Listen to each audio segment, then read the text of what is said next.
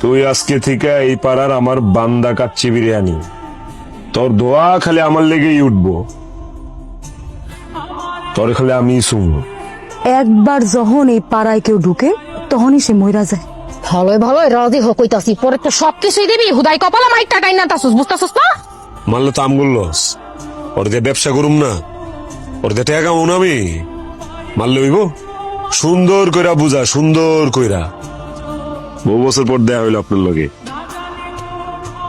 আপনি ওর পাড়ায় কি মাইয়ার অভাব পড়ছে নাকি?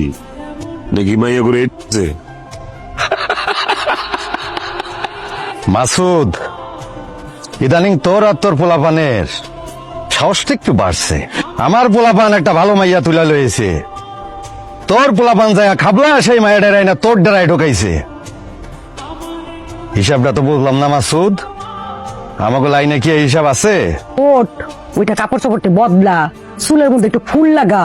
ও তো কোনো কথাই শুনে না, কোনো কথাই তো শুনে না। ও বয়সটা একটু বেশি, কিন্তু সমস্যা নাই তো। তুই তো আর ওরে বিয়া করবি না, তাই না? তোরা আমার লগে আর কত পাপ করবি? পাপ করতে করতে সে পাপের আগুনে তোরা সবটি জয়লা পুরা মরবি।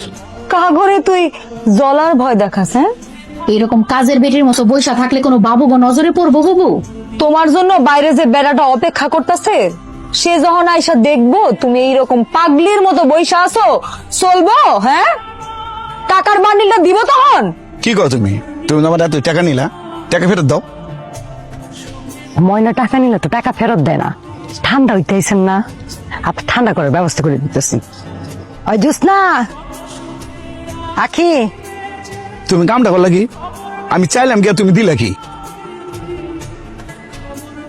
দুইটা দিছে তাও মজা লাগতেছে না। ঠিক আছে, কইছো যাও, এ ল যাই।